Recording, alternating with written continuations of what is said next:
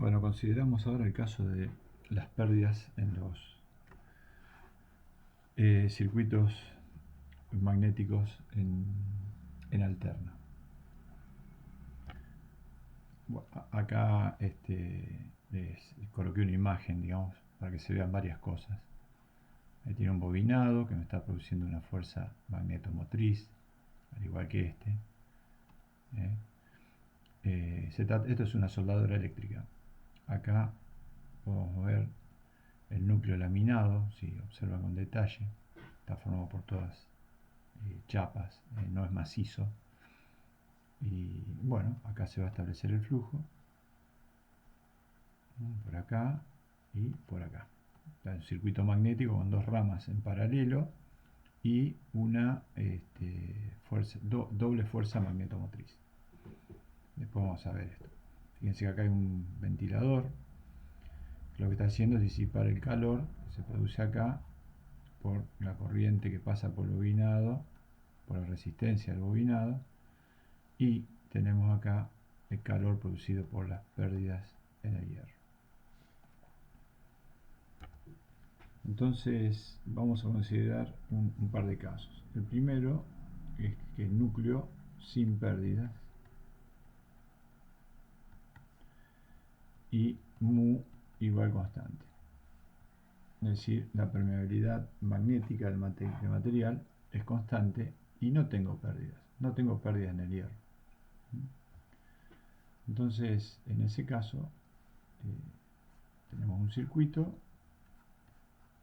magnético, como siempre.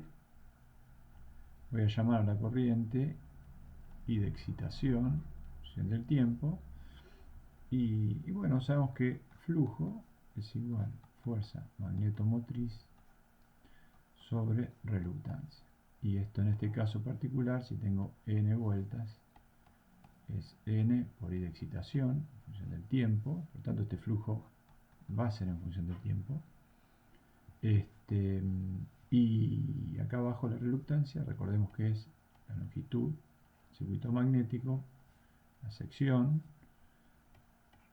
sobre mu. Entonces, acomodando un poquito esto, me queda i de excitación en función del tiempo por la cantidad de vueltas del circuito, por la superficie, por la permeabilidad magnética, sobre la longitud magnética del circuito magnético. Bien, esto por un lado. Por otro lado, sabemos que la tensión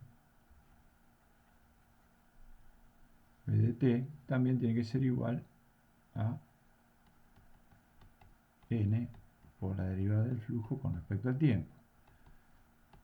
Entonces, fíjense que yo agrupo un poquito, multiplico por n, me queda n cuadrado S mu sobre Lm, y acá me queda I' de excitación.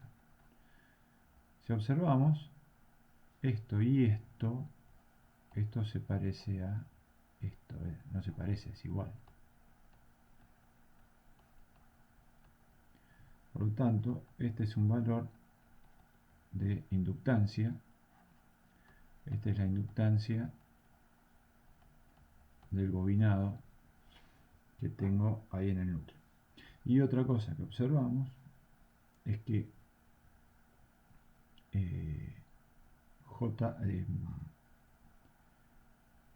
que la tensión es proporcional a la derivada del flujo a la derivada de la tensión, de la corriente. Por lo tanto, si yo aplicara fasores acá, B sería igual a N, J,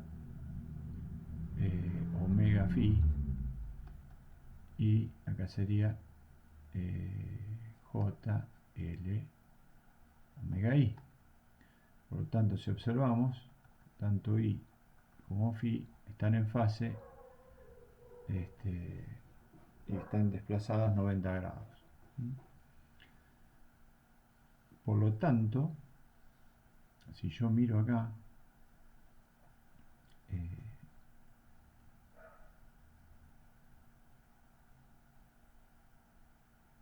mi circuito,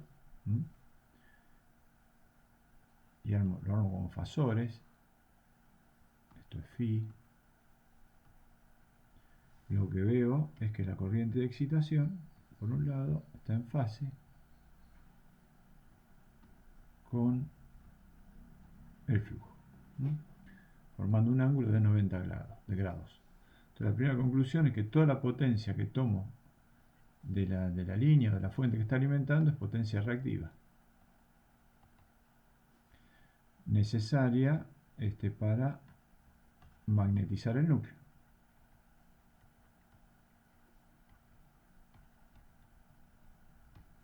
Por lo tanto, fíjense que vamos a denominar a esta corriente de excitación, en este caso, I sub mu, o sea, una corriente de magnetización.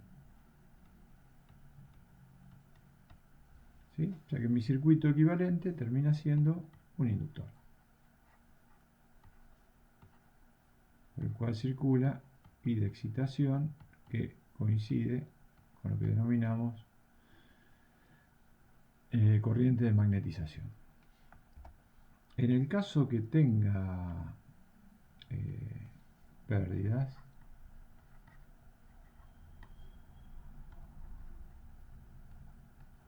y mu sea constante, ahora me aparecen pérdidas en el hierro. Estas son igual a las pérdidas por histéresis más las pérdidas por Foucault. Es decir, yo tengo pérdidas, tengo calor, y modelo con una resistencia. Bueno, por lo tanto, ¿no? Porque lo que yo voy a necesitar ahora es tomar de la red no solo potencia reactiva para magnetizar el núcleo, sino potencia activa que se me va a ir en calor. Por lo tanto, mi esquema, mi modelo, termina siendo algo así.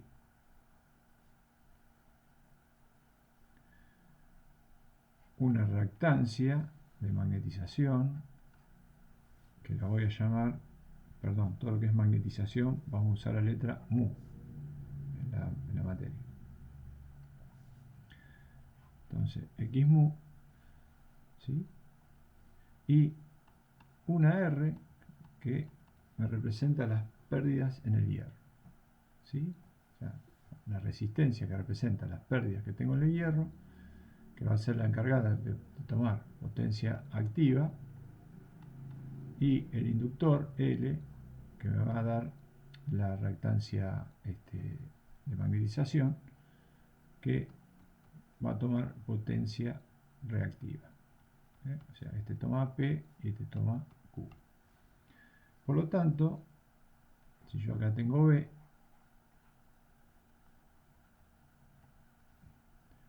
mi corriente de excitación ya no va a estar a 90 grados, porque ahora tengo acá una corriente que llamo corriente que me representa las pérdidas en el hierro, y acá tengo la corriente de magnetización. Estas dos corrientes están desfasadas 90 grados. Una se debe a un efecto inductivo y uno resistivo. Entonces, sí, lo que sé es que esta I de excitación va a estar en fase con esta tensión. Perdón, esta I en la resistencia que me simulan, que me modelan las pérdidas, va a estar en fase con B, y esta va a estar a 90 grados. Por lo tanto, si yo lo paso un diagrama fasorial, acá tendría B, acá sigue estando phi, pero ahora sigo teniendo mi corriente de magnetización, ¿sí?, en fase con el flujo, y ahora me aparece una potencia activa, por lo tanto tengo una corriente de pérdidas en el hierro que me simulan las pérdidas en el hierro, ¿está bien? O sea, esta corriente me aparece debido a que tengo pérdida en el hierro, eso sería lo correcto. Y estas dos ya se van a sumar de esta manera. O sea que acá voy a tener mi corriente de excitación. ¿Está? Entonces acá voy a tener un ángulo phi, por lo tanto voy a tener ya, no tengo más una potencia reactiva, tengo una potencia aparente compleja, que es módulo de B por módulo de I de excitación por el coseno de phi, o sea que esto es P más J módulo de B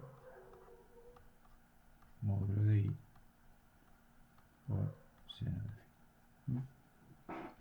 Este más era, recuerden, para representar el triángulo de potencia. Cuando tengo factor de potencia en atraso, represento esto es phi, esto es S, esto es Q y esto es P.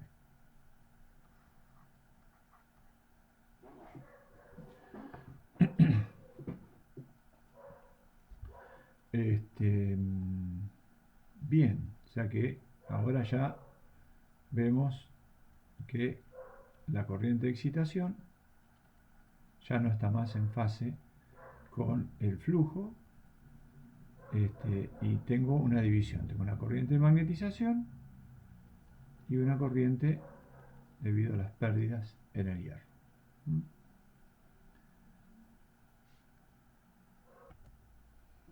Bueno, acá sí o sí tuve que agregar un dibujo, una foto de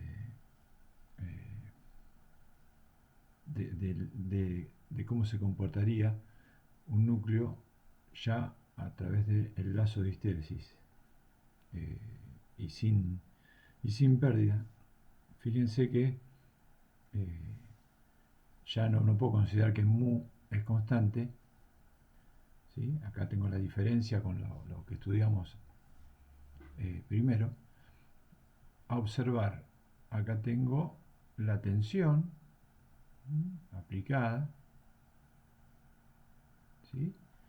Y acá tengo el flujo. Fíjense que están desfasados 90 grados, ¿sí? La tensión adelanta el flujo 90 grados. Ahora, con la curva de flujo voy entrando a la curva de magnetización y lo que observo es que la corriente, esta sería la corriente de excitación, ¿no? Alguno pensará, digo, bueno, flujo y corriente de excitación, claro, recuerden que esto es H y esto es proporcional a N por I y el flujo es V por S, ¿no? Entonces, el gráfico es bastante parecido.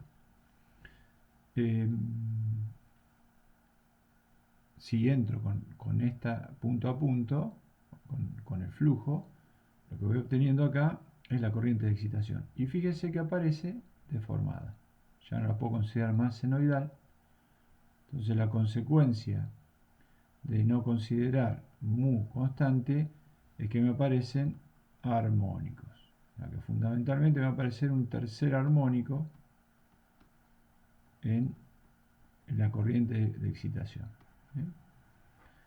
Y acá tengo el resultado de sumar ambas corrientes. O sea que finalmente, miren, esta es la tensión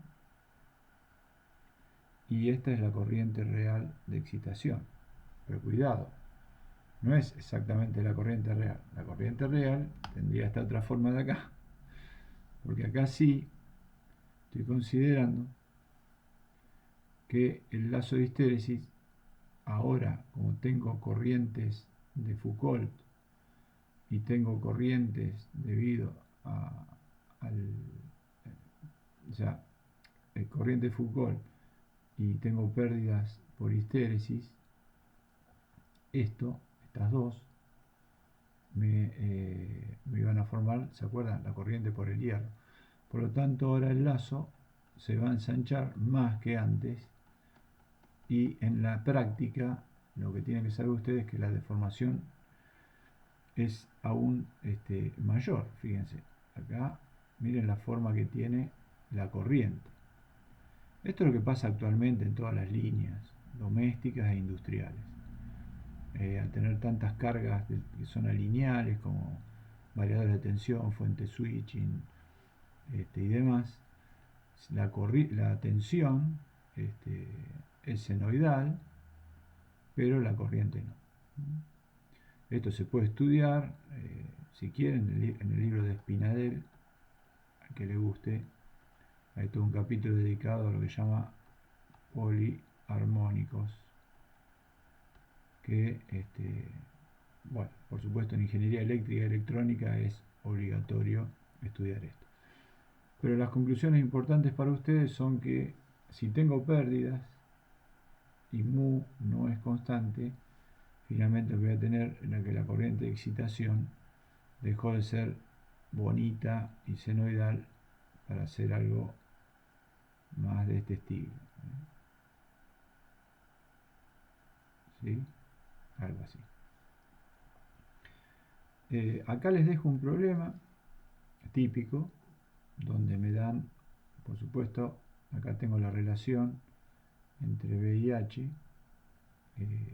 me dan la longitud media del circuito magnético, me dan la sección del núcleo, el número de espiras y la tensión aplicada en el circuito, de manera la tensión pico y la tensión eficaz. Se supone la resistencia de la bobina se supone despreciable, eso indica que I cuadrado por R del bobinado, que me causaría pérdidas también, no la voy a tener en cuenta. O sea, supongo que todas las pérdidas son pérdidas en el hierro. No considero que al final de cuentas se denomina pérdidas en el cobre. Por ahora no. Entonces me piden calcular I de hierro, I de magnetización y de excitación, phi, el ángulo de fase, la resistencia de pérdida en el hierro y la reactancia de magnetización. Me dicen además que la tensión es 50 Hz, ya me están dando F, y me dan las pérdidas en el hierro, que son de 20 vatios. Entonces el problema arranco de acá, como conozco B, automáticamente puedo conocer phi, conozco N, y una vez que conozco phi, ya conozco el flujo, conozco la sección, entonces puedo saber quién es B. Entrando a esta fórmula, puedo saber quién es H. ¿Y por qué quiero saber quién es H? Porque H, recuerden ustedes, que lo dice ampere vuelta por metro. Y H es, digamos, el campo que me va a magnetizar al núcleo. Por lo tanto, acá tengo escondida la fuerza magnetomotriz y acá tengo escondida la longitud del circuito magnético. Por lo tanto, fíjense que yo tengo H, ¿sí? Inmediatamente puedo saber quién es I. ¿Pero qué I? ¿De excitación? No, I sub mu, porque esta es la que se debe a la corriente de la que va a producir este H. Recuerden que las corrientes en el hierro son las que me representan las pérdidas en el hierro. ¿Sí? Entonces, fíjense que de acá yo puedo, conocido H, conozco N, conozco L, sé que la corriente I sub mu va a ser 0,9 amperes. 0,9 amperes, y recuerden que además va a estar a 90 grados de la tensión U. I sub mu. Ahora, con el valor en watts, yo sé que conozco que esto es la potencia activa, P, ¿no? Esto es U por I por el coseno de phi. Pero esta I, yo sé que es la I de excitación. ¿Está? Perdón. La I de... Sí, bien digo, la I de excitación. Pero todavía no conozco phi como para poder usar esta fórmula, pero sí sé que 20 watts, al ser la potencia activa, también es igual a la corriente, a la tensión por la corriente en el hierro, módulo y módulo. ¿Sí? Así que ahora puedo aplicar esta fórmula y saber quién es I de excitación. Ahora ya con la corriente en el hierro y la corriente que representa las pérdidas en el hierro y la corriente de magnetización, puedo sacar coseno de phi. Recordemos que y en el hierro las tengo acá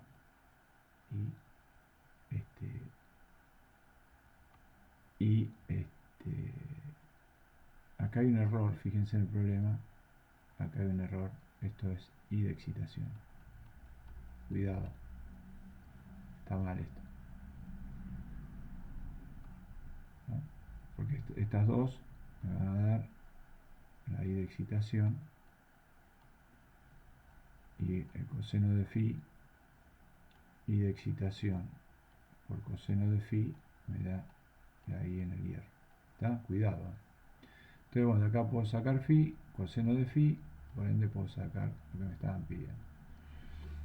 Ahora, la resistencia de hierro es directamente el módulo de I sobre el módulo de la corriente por el hierro. Y el módulo de la reactancia de magnetización es el módulo de B sobre el módulo de I, de I de magnetización. Por lo tanto, acá tengo los valores que me pide el problema.